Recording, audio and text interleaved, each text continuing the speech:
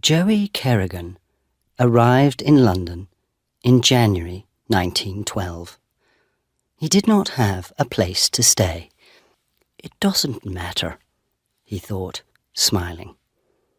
Joey's luck is going to find me a room. Joey thought a lot about luck. One day, I'm going to be rich, he told everybody. Lucky people get rich, and I'm lucky. After a lot of walking, he found a room in a house. It was near Tower Bridge. The room wasn't very big, but it was cheap. The landlord's name was Mr. Webber. He looked Joey up and down. "What's your name?" he said. "Where are you from?" Joe Smith," Joe said. "I'm from Ireland." "Well, you can have the room," Webber said, "but I want 2 weeks' money. Now." "I've only got 1 week's money," Joey said. "And tomorrow's Sunday," Webber said. "You can't find work on a Sunday. So when can you give me the 2nd week's money?" Joey smiled with his mouth, but not his eyes. "I can find work," he said. "I'm lucky. Good things happen to me. It's called Joey's luck." On Sunday, Joey stayed in bed all morning, and in the afternoon he went for a walk. After an hour, he took a bag from a woman in Fleet Street. The woman shouted, "Stop! Stop!" But Joey was now 50 metres away, and there were no other people near. Joey laughed and ran down a little street, then between 2 tall buildings down to the river. He stopped and opened the bag. There was some money in it, but not very much. He took the money out, then put the bag into the river. Later that day, he walked past a bookshop. There were lots of people there, looking at books, and Joey moved carefully between them. For a second, he stood behind a fat man, then moved quietly away. The man did not feel Joey's hand in his back pocket, but the man's wallet was now inside Joey's shirt.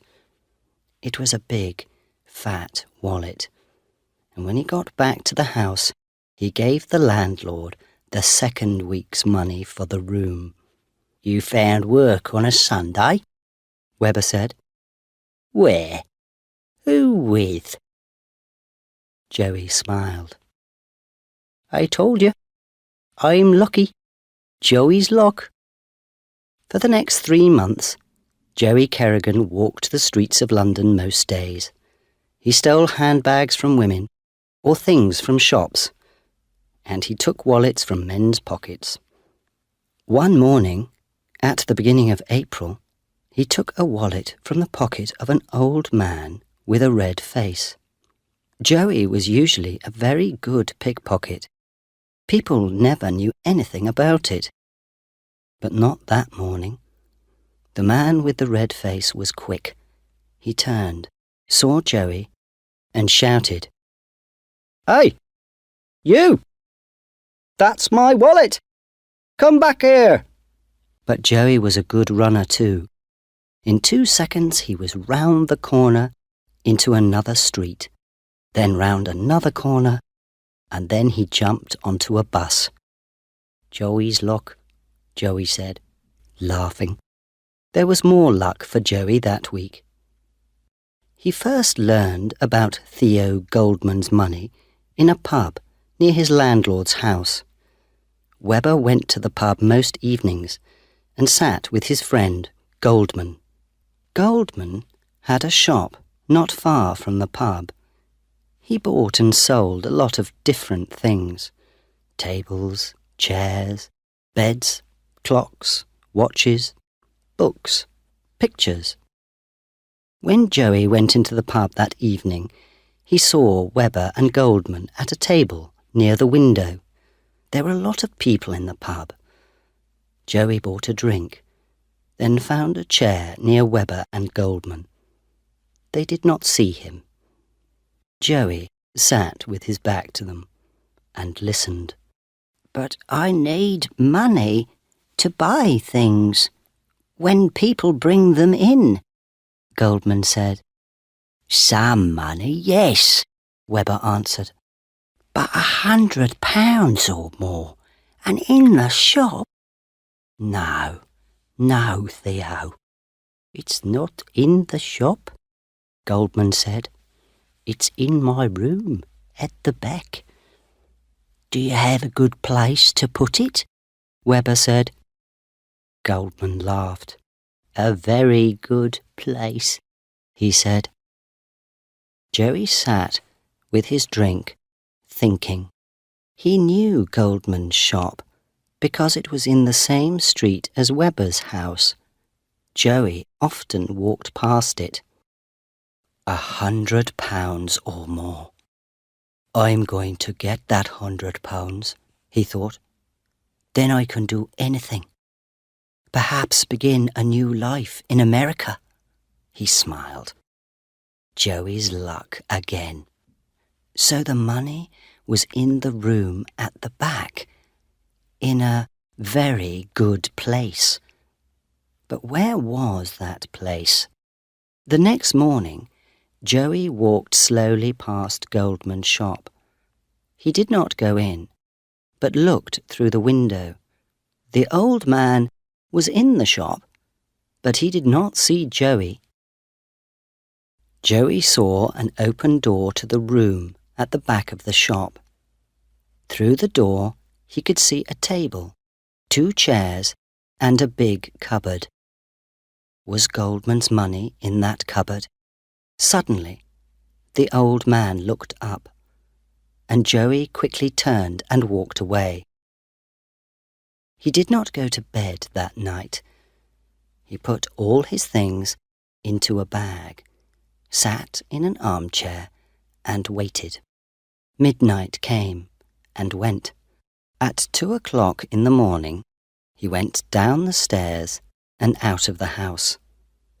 It was a cold night, and Joey looked up at the moon in the sky. "Are you a lucky moon?" he said, smiling. "Joey's lucky moon." He walked to Goldman's shop and looked round. Nobody was in the street. He took a small hammer from his coat pocket and broke the glass in the shop door.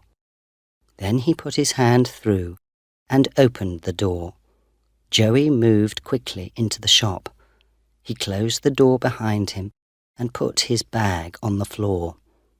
Then he walked quietly across the shop to the door into the back room, opened it, and went through.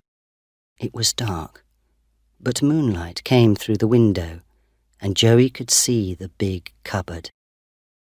The little hammer soon opened the cupboard. There were a lot of books and papers inside. Some of the papers fell out onto the floor. "Who's there?" Joey did not move. Only his eyes moved, looking around the room. Then a door at the back of the room opened, and Theo Goldman came in with an oil lamp. He saw Joey. "What?" he began. Joey jumped across the room, grabbed the old man's arm, and pulled it up behind his back. Then he held the hammer in front of Goldman's face. "Where's the money?" he said. "Tell me." "Money?" Goldman said. What money?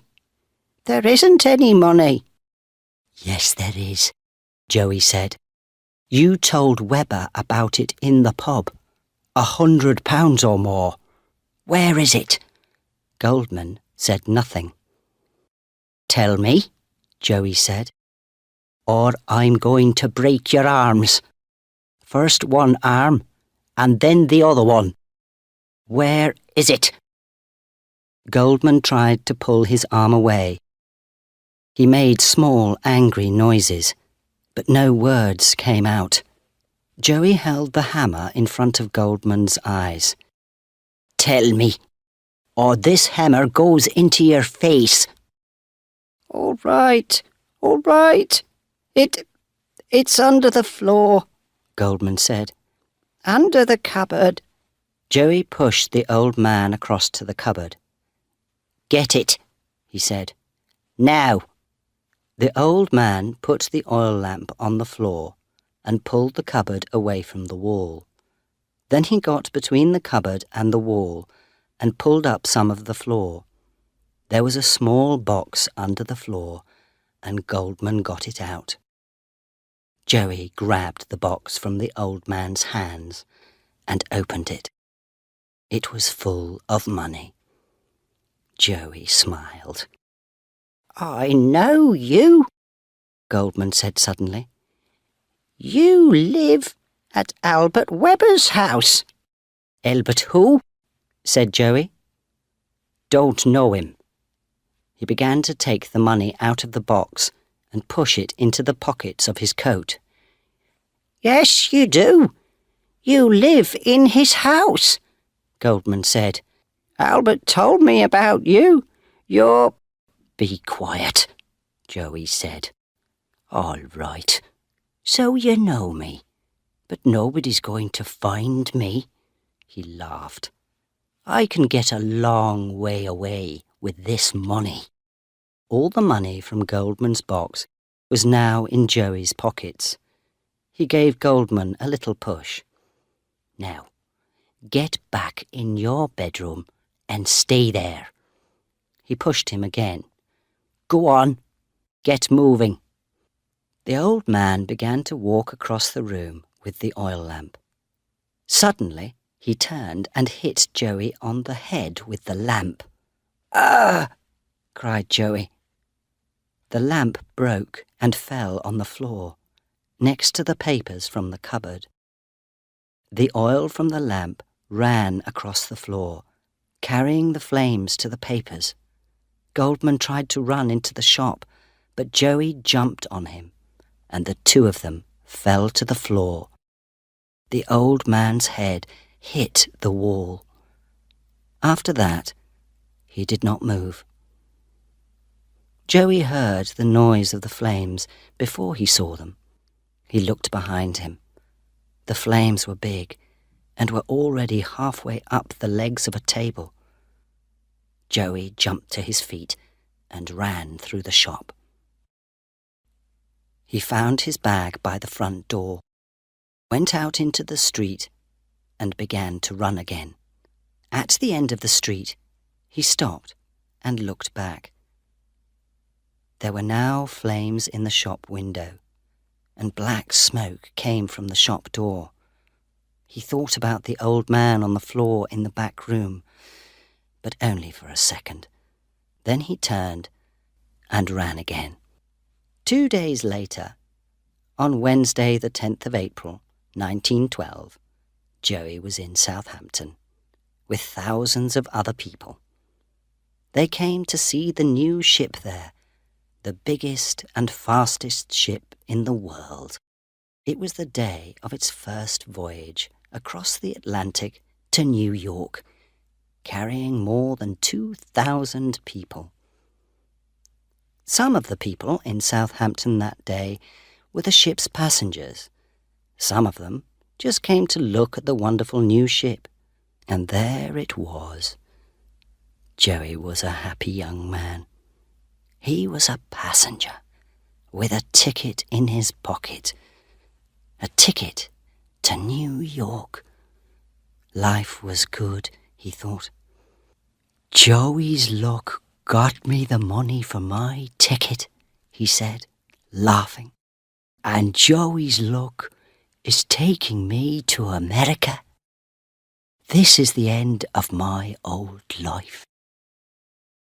And he walked onto the Titanic.